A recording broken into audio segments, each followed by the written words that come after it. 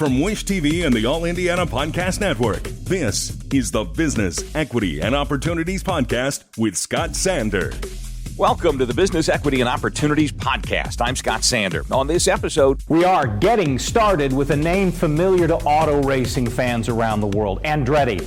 In running your business day-to-day, dealing with disaster with the help of the Small Business Administration. And we conclude with a constructive success story.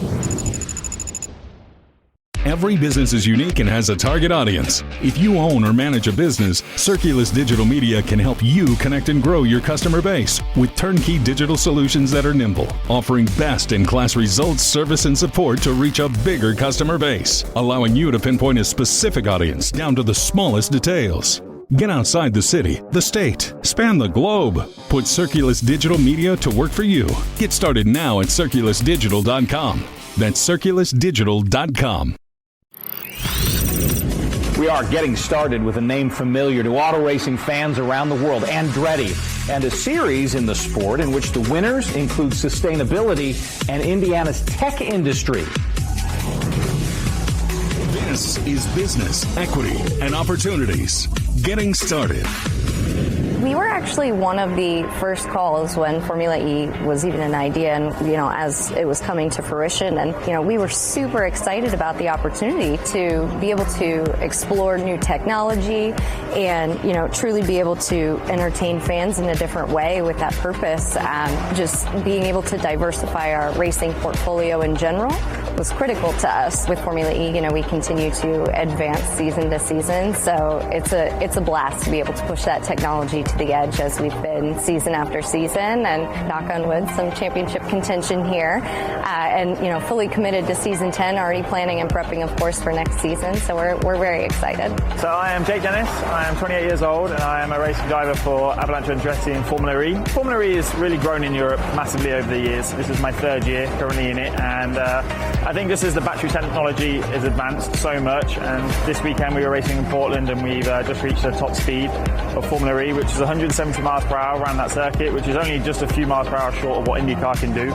So the technology is advancing so much, the software has progressed a lot, and it's just nice to be part of a project which is evolving all the time, It never stands still.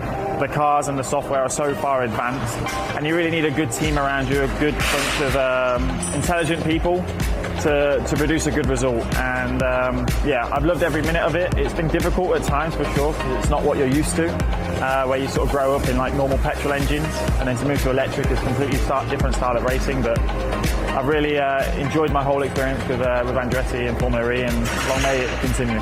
We are fortunate to have the U.S.'s only Formula E team in our backyard. It's an incredible achievement for Indiana, an incredible achievement for Andretti. So our partnership with Andretti allows us to put Indiana on the global scale as the innovators, the mobility game changers, and key players in the energy transition that we know we are. In the short term, the benefits of this partnership are the external engagement and the media and the excitement that comes from the alignment. I think we're able to tell Indiana's story of our deep manufacturing and innovation and motorsports histories in a really cool and new and innovative way. And so being able to do that through this partnership, it allows us to kind of hone in on those pieces of the story that might not be as familiar to the global audience. Business development-wise, we are now connecting with partners globally that are like-minded and interested in the same sorts of fields as we are as a state. So it's been really beneficial for us to be in the room with a lot of the change makers, the decision makers, the people that are pushing the boundaries, and this partnership has allowed us to do that. Formula E in general has significant sustainability achievements. So they were actually the first sport to ever become net zero carbon from inception, which is huge. Signing up to certified science-based targets, achieving the third-party ISO 20121 certification. Formula E was also the first motorsport to achieve the 3-star FIA sustainability accreditation, which is huge for that, sustainability framework. And we, as Andretti Formula E, have actually been able to get the 3-star FIA sustainability accreditation as well, which is is absolutely incredible for us, super exciting. And with that, we were able to fast track to that 3rd star, which is like the most elite option, to, thanks to our ISO 14001 certification with our Formula E team. And we've actually been able to replicate that here in our U.S. headquarters so that we can set a proper foundation to be able to build upon that for our new headquarters coming in Fishers, and be able to just continually improve. And it's all about best practices. And the best way to look at sustainability as a whole, I would say, is just the fact that it is a long-term proposition, because there's no true finish line. It really is just continual progress, and that's what you want to strive for sure. The possibilities are endless. I think what we have now, which is a Generation 3 car, is already so far advanced compared to anything what we see in motorsport right now. These cars can easily do 4-wheel drive.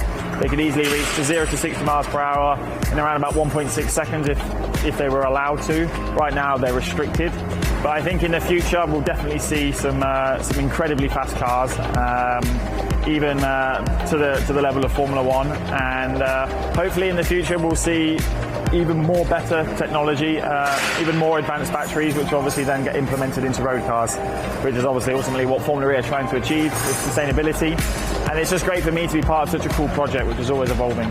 As we're out at Formula E races, and as we're out meeting with these partners, as those projects are coming to the States, they're needing that support of Indiana small businesses in order to fulfill their supplier demands, and in order to better the smaller ecosystems in the economy that we have created here. So I think whether we're attracting small businesses through the partnership, or whether we're attracting the larger businesses that are then supported by smaller Indiana businesses, it's a win for all. Seeing the response with the fans just firsthand is, it's amazing. I love to be able to educate new fans as well, because once they get a glimpse at it, they're usually hooked. So I love to be a part of that. But just to engage with fans on site, it's amazing to see the buzz around it, and in general for that that series, for the caliber of attendees that it has, it's really incredible, and just a wonderful drive for business for sure.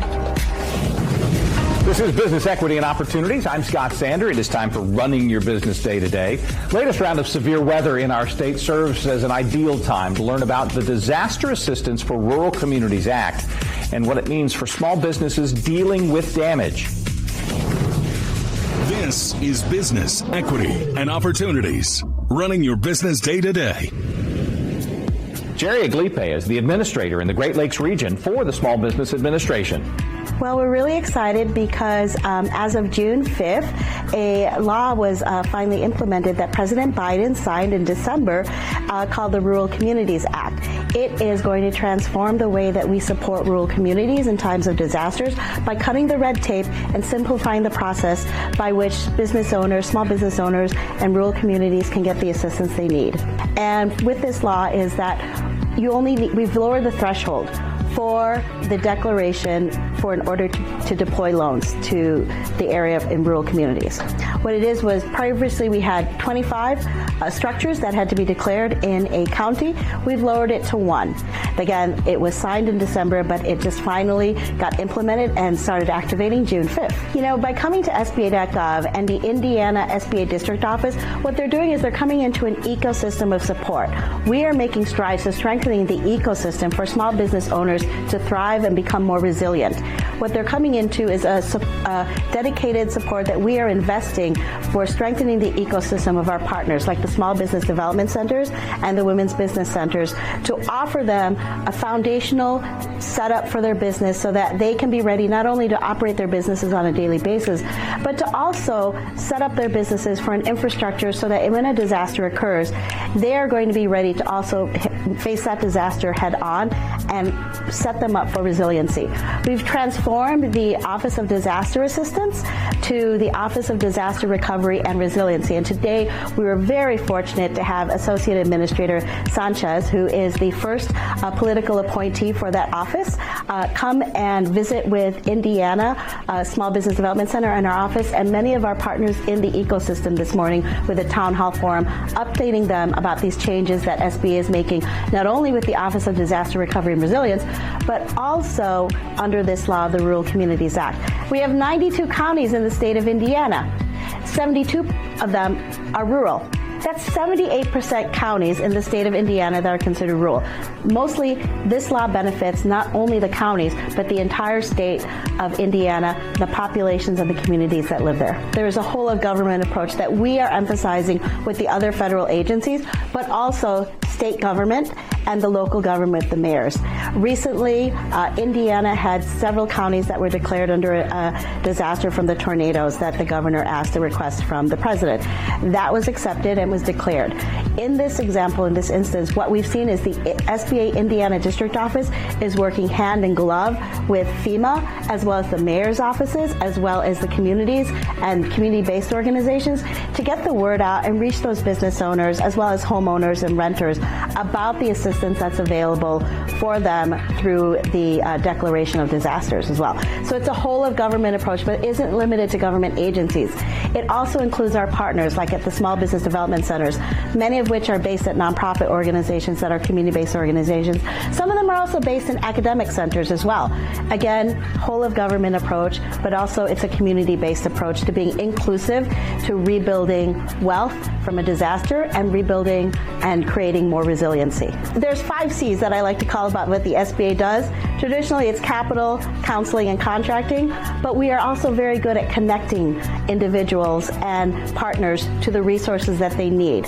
We also convene. Today, as I said, we had a town hall forum with Associate Administrator Francisco Sanchez in from the Office of Disaster Recovery and Resiliency, so we also convene. We do a very good job, and I have to say, under District Director Stacy Pointer, the Indiana District Office and his entire team does an excellent job of listening, boots on the ground, as to what's happening and where we need to input our resources collectively, so we see a collective impact as well. Certainly time for a favorite segment on business equity and opportunities, Success Story. Indianapolis-based GEMCO is a national mechanical, electrical, plumbing, and service contractor providing comprehensive design and build solutions for its customers, and it is today's Success Story. This is Business Equity and Opportunities Success Story. GEMCO was started in July of 2014. We are a design, build, mechanical, electrical, plumbing, building controls contractor. All of our leadership had worked in different entities in this same business through their careers, and we thought we wanted to create the best sustainable company we could for those people to provide the best use for our resources, to provide answers for our customers and also for our employees. We specialize in the heavy industrial market. We build and support Amazon's, FedEx's, Medlines, the e-commerce community that really expanded during pre-pandemic, during the pandemic, post-pandemic. We really relied on the team building process of treating people, our employees, our customers as we wanted to be treated. Lessons learned from the construction industry as a whole. It's a very intense business. It's a alpha business, and we wanted to create a culture where people could communicate, utilize our core values of initiative, decisiveness, resourcefulness, flexibility, and dependability to provide an end product for our customers, but also provide a sustainable career and future for the people that work with us currently and moving forward. We're an entrepreneurial-based management system. Within the company, we have multiple different divisions that we empower our leaders to be the CEOs of their division. We provide the backbone and the resources as a company as a whole, support them, but you're absolutely right. You have to have the right people in the right seats. They have to know what they're doing. They have to want to know what they're doing, and then have the vision to grow around them. And that's what we've done. That's not the secret sauce of GEMCO, but that's what it is. It's not a one person tells everybody what to do. It is a collaborative team effort between our national electrical group, our national mechanical group, national plumbing group.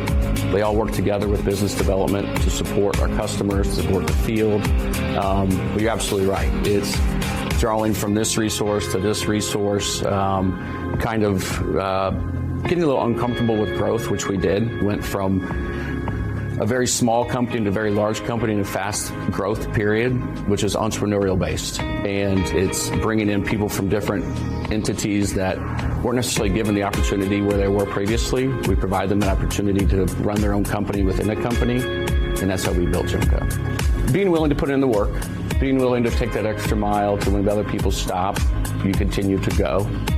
Believing in yourself, believing in your vision, communicating to people that you want to grow around, what they provide to the company and what you can provide to them is really key for us, and they've really embraced that. Getting comfortable with being uncomfortable and just believing in yourself, really. Also timing. The timing definitely plays a part in taking that leap as an entrepreneur, having a market sector, having a customer base that believes in you, and performing for them. And again, the work, you can't stop when other people stop as an entrepreneur. You have to go.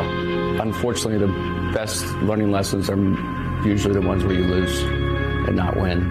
But again, not make the same mistake twice.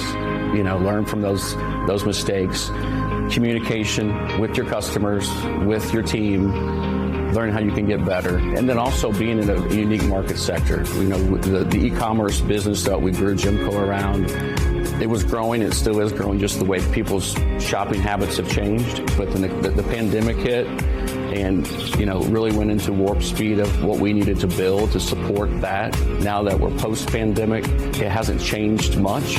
It's just working through the nuances of the supply chain, the challenges of that, and the economy, and making sure that it's still stable. I continue to build the team.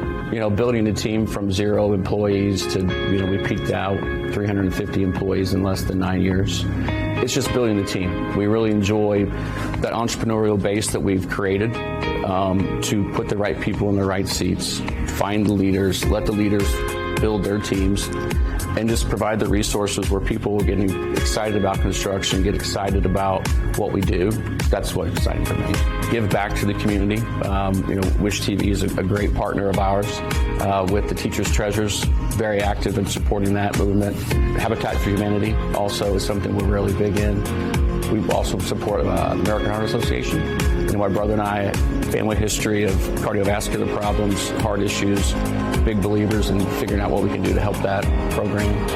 And just giving back. Yeah, our team is very community-oriented with participating in charity softball events, just being out there, getting the GEMCO brand and the awareness of who we are as a team, the culture of GEMCO, and how we can support the community along with the company and our customers.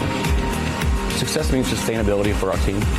It means providing a very, very good product for our customers. It means to be a community-oriented company who provides a very good career path for people, who provides a very good quality product for our customers, but also is very community active to support the community around us. It's surreal for us. It is. I mean, my brother and I, we come from a family of a construction background. Our father ran the company, did everything for the company, and he and I took that next step to own it, to run it, to kind of create that vision of what he wanted to do. It's surreal to be able to provide that recession-proof platform for our employees and to help the community. It's surreal, I think, with the word I would use. Our thanks again to all the contributors who joined us for this episode of the Business Equity and Opportunities podcast. We hope you found it enlightening, useful, and inspiring. You'll find more information about the show on our website, BEOshow.com. You can watch Business Equity and Opportunities Sunday mornings at 10 on Wish TV or live stream it through wishtv.com. Each week we provide 7 full segments with topics ranging from how to get started and how to access capital to the day-to-day running of your business and questions about accounting and bookkeeping. We feature business news and trends and always share a success story from one of our contributors. Join us next time for more insights into the world of small business. Be sure to sign up for our Business Equity and Opportunities newsletter to get even more valuable, up-to-date information. And if you have any questions or you'd like to be part of our show, please email us. The address is beo@wishtv.com. We'd love to hear from you. I'm Scott Sander. Thanks for listening. Watch the Business Equity and Opportunities show on Wish TV and access all of our content and share it on demand anytime at beoshow.com. You can find more podcasts from Wish TV on the All Indiana Podcast Network at allindianapodcastnetwork.com.